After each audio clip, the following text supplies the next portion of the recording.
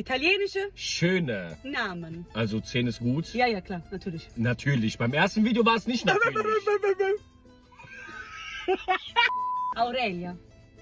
Schön. 8 von 10. Julia.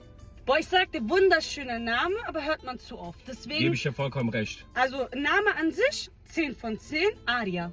Nee, 4 von 10. Luft. Sì, però sei Ja, l'aria nee. che mi manca. Aurora. 8 von 10. Ist ein junger Name, so wollte ich immer meinen Sohn nennen. Zweiter Name natürlich Domenico, aber Michelangelo. Ja. Was heißt ja? 8 von 10. Ja!